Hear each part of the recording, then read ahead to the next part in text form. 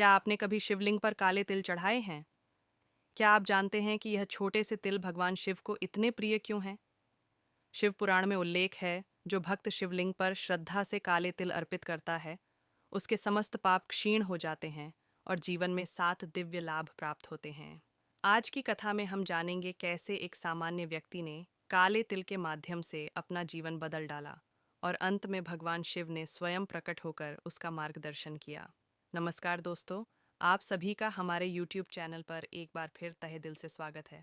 तो दोस्तों, अगर आप सच में भगवान शिव के सच्चे भक्त हैं, तो कृपया वीडियो को लाइक करें और कमेंट में हर हर महादेव ज़रूर लिखें। हे भगवान शिव, जो भी इस वीडियो को लाइक करेंगे, अपने मित्रों के साथ शेयर करेंगे और कमेंट में हर हर महादेव लिखेंगे, उनका जीवन खुशियों से भर दें। बहुत समय पहले की बात है। काशी नगरी में विवेक नाम का एक युवक रहता था। वह जीवन की कठिनाइयों से थक चुका था। व्यापार में घाटा, रिश्तों में तनाव और हर समय मन में भय और नकारात्मक विचार। उसने कई प्रयास किए, कई मंदिरों में गया, लेकिन उसका मन शांत नहीं हुआ। एक दिन वह काशी विश्वनाथ मंदिर पहुंचा और वहीं बैठे एक वृद्ध साधु से अपना दुख साझा किया। साधु मुस्कुराए और बोले, वत्स, यदि तुम सच्चे मन से हर सोमवार भगवान शिव को जल चढ़ाते हुए काले तिल अर्पित करोगे, तो तुम्हारा जीवन स्वयं महादेव बदल देंगे। विवेक ने उसी क्षण संकल्प लिया, हर सोमवार शिवलिंग पर जल और काले तिल चढ़ाने का। 21 सोमवार बीते और एक रात जब वह ध्यान में बैठा था, एक दिव्य प्रकाश फैला और स्वयं भगवान शिव प्रकट हुए। विवेक की आंखों से आंसू बहने लगे। वह भाव विभोर होकर भगवान शिव के चरणों में झुका और हाथ जोड़कर विनम्र स्वर में बोला, हे प्रभु, क्या सच में यह साधारण से दिखने वाले काले तिल इतने चमत्कारी हो सकते हैं? भगवान शिव मंद मुस्कान के साथ बोले, वत्स, यह केवल बीज नहीं, तुम्हारे भीतर की शुद्धि का प्रतीक है। जब कोई भक्त इन्हें मेरी पूजा में श्रद्धा से अर्पित करता है, तो वह केवल तिल नहीं चढ़ाता, बल्कि अपने अहंकार, पाप और मन की पीड़ा मेरे चरणों में समर्पित करता है।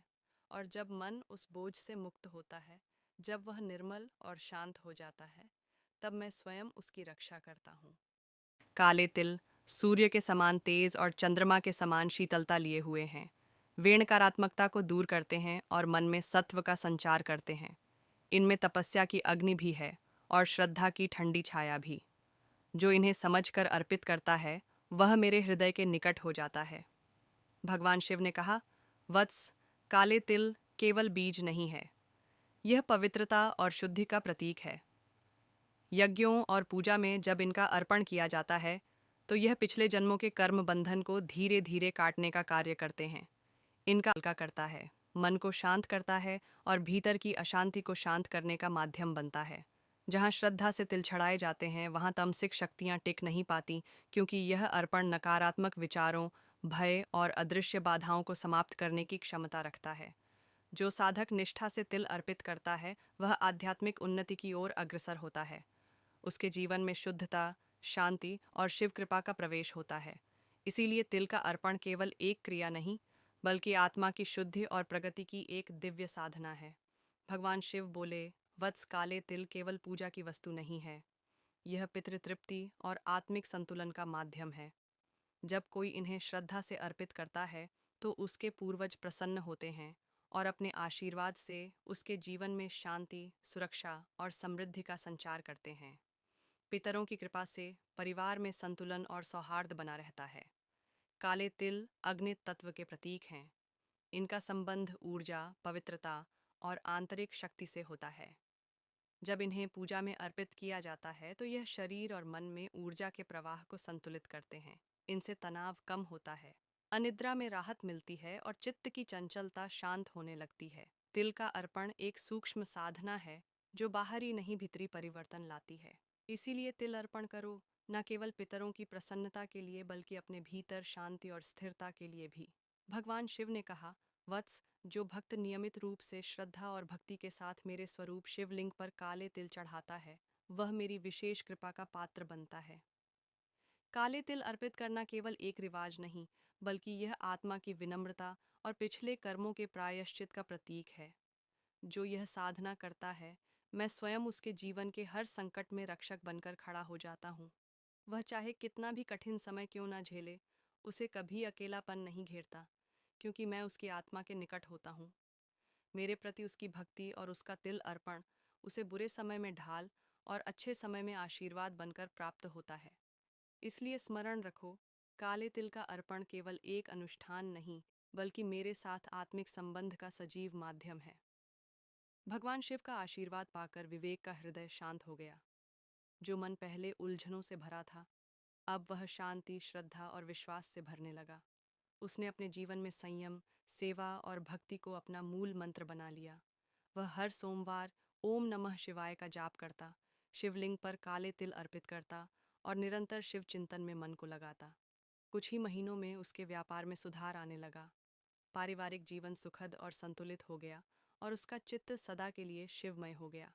अब विवेक को कोई भय नहीं था, कोई अशांति नहीं थी, क्योंकि अब उसके भीतर शिव का वास था। ये वही शिव हैं जो केवल आराधना से नहीं, सच्चे मन, सेवा और त्याग से प्रसन्न होते हैं। इस कहानी से हमें यह सीख मिलती है कि काले तिल केवल एक अर्पण नहीं, बल्कि शुद्ध और पाप मोचन के प्रतीक हैं। जब इन्हें श्रद्धा से चढ़ाया जाता है तो यह पितरों की तृप्ति का माध्यम बनते हैं और पूर्वजों की कृपा उस साधक के जीवन में उतरने लगती है। काले तिल मन, शरीर और आत्मा तीनों को संतुलित करते हैं। इनमें अग्नि तत्व छिपा होता है, जो नकारात्मक ऊर्जा, तनाव और चित्त की चंचलता को शांत करता है। जब कोई शिवलिंग पर काले तिल चढ़ाता है तो वह केवल बीज नहीं चढ़ाता, वह अपना अहंकार, पाप और दुख भगवान शिव के चरणों में अर्पित करता है। यह अर्पण आत्मसमर्पण का प्रतीक है और सच्ची श्रद्धा से किया गया हर अर्पण सीधा शिव तक पहुंचता है। यही कारण है कि भगवान शिव को करुणा का सागर और भक्ति का प्रत्यक्ष फल देने वाले देवता कहा जाता है।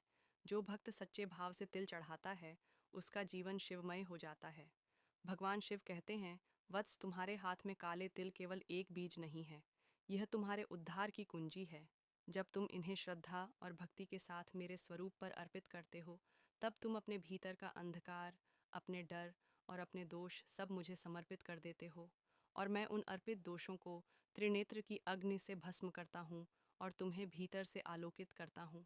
अगर आपको यह कथा प्रेरणादायक लगी हो तो इसे लाइक करें, शेयर करें और हमारे चैनल द गीता को सब्सक्राइब करना ना भूलें।